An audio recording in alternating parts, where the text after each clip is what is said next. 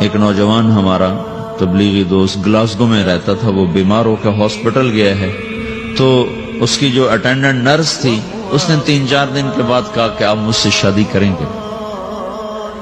اس نے کہا میں مسلمان ہوں، تم کرسچن ہو؟ کہا میں مسلمان ہو جاؤں، اگر آپ شادی کرتے تو میں مسلمان ہوتا۔ اس نے کہا تم کس وجہ سے مجھے یہ پیشکش کر رہے؟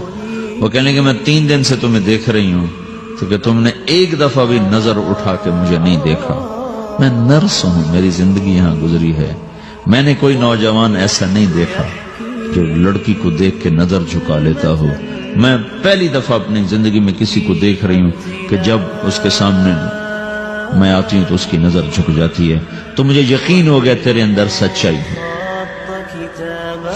وہ مسلمان ہو گئے، اس نے آگے کتنی بچیوں کو مسلمان کیا۔ پھر اشفاق احمد صاحب مرحوم تھے، یہ ڈرامہ رائٹر، ان سے اچھی سلام دعا تھی میری، تو ایک دن مجھ سے کہنے لگے کہ میں تبلیغ کے کام سے متاثر ہوا ہوں انگلینڈ جا کر، پاکستان میں نہیں انگلینڈ جا کر، تو میں ایڈنبرا میں پارک میں بیٹھا تھا، میری بیوی میرے ساتھ بیٹھی تھی، تو ایک جماعت آئی، انہوں نے آ کر اذان دی مغرب کی اور نماز پڑھی۔ نماز کے بعد 13-14 لڑکیاں بھاگ کے آگے آئیں ان سے بات کرنے کے لیے، تو میں نے بیوی سے کہا آؤ سنو یہ کیا کہنے کہتے ہیں، تو کہا ہم دونوں بھی پہنچے، تو جس نے جماعت کرائی تھی اس کو ایک لڑکی آگے بڑھ کے کہتی آپ کو انگلش آتی ہے؟ کہا جی آتی ہے۔ کہا آپ نے کیا کیا ہے؟ کہا جی ہم نے اپنی عبادت کی ہے۔ تو لڑکی کہنے لگی آج تو اتوار نہیں ہے، تو اس نوجوان نے کہا کہ جی ہم دن میں 5 دفعہ کرتے ہیں، صرف اتوار کو نہیں، روزانہ 5 دفعہ۔ وہ لڑکی کہنے لگی یہ تو بہت زیادہ ہے، آپ اس کو کیسے نبھاتے ہیں؟ تو اس نے اس کو جواب دیا، 2-3 سوال اس نے اور کیے، جواب دیا، تو کہنے لگی اچھا بہت مہربانی، اس نے سے ہاتھ بڑھایا آگے ملانے کے لیے تو وہ نوجوان کہنے لگا میں آپ سے معافی چاہتا ہوں، میں آپ کو ہاتھ نہیں ملا سکتا۔ تو اس لڑکی نے کہا کیوں؟ کہ یہ ہاتھ میری بیوی کی امانت ہے اور کسی کو نہیں لگ سکتا۔ تو لڑکی کھڑی تھی، وہ زمین پہ گر گئی، صرف اس بہت وہ زمین پہ گر گئی، کھڑے کھڑے وہ زمین پہ گر گئی، اور وہ بچوں کی طرح رونے لگی پھوٹ پھوٹ کے، اور کہنے لگی وہ لڑکی کتنی خوش قسمت ہے جس کے تم خامد، کاش یورپ کے مرد بھی ایسے ہی ہوتے۔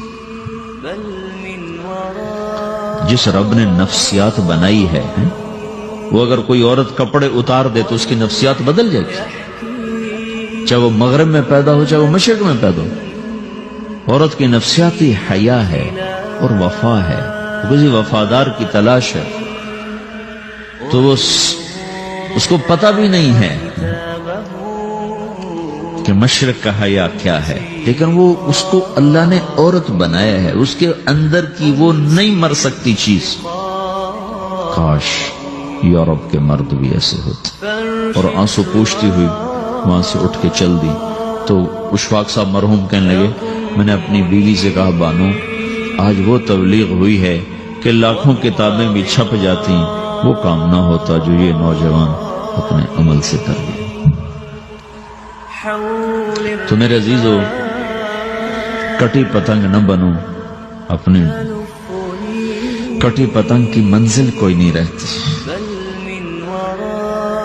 اللہ اس کے رسول کے ہاتھ میں اپنے ڈور دے کے چلو، اللہ اس کے رسول کی غلامی میں اپنے آپ کو چلاؤ تو اللہ تمہیں بھاگ لگائے، عزت بھی دے گا۔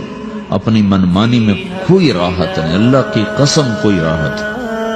6 بر اعظم پھر کے تمہیں بتا رہا ہوں کہ جو اپنی ترتیبوں پر چلنے والوں کے دکھ آپ لوگ اندازہ نہیں لگا سکتے۔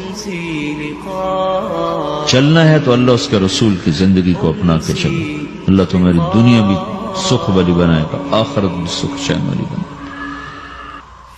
لیکن یہ سیکھنا پڑے گا، سیکھنا پڑے گا۔ تبلیغ اس کو سیکھنے کی محنت ہے اور اس کو آگے پہنچانے کی محنت ہے۔ تو یہ عمر ہے، اس وقت ساری دنیا اسلام کے لیے تیار ہے، چونکہ نظریاتی طور پر دنیا شکست کھا چکی، کسی کے پاس کچھ نہیں۔ تو ہمارے پاس ایک ایسا خوبصورت نظریہ ہے کہ جو ان کو بڑی تیزی سے اپنی طرف کھینچ سکتا ہے، اور اللہ کا احسان ہے کہ تیزی کے ساتھ نسلوں کا رخ اللہ کی طرف ہو رہا ہے۔ تھوڑی ہمت کرو، چھٹیوں کا وقت تبلیغ میں دو، باقی وقت اپنی تعلیم کو دو، گھر جاؤ تو ماں باپ کے خادم بن کے رہو، نوکر بن کے رہو۔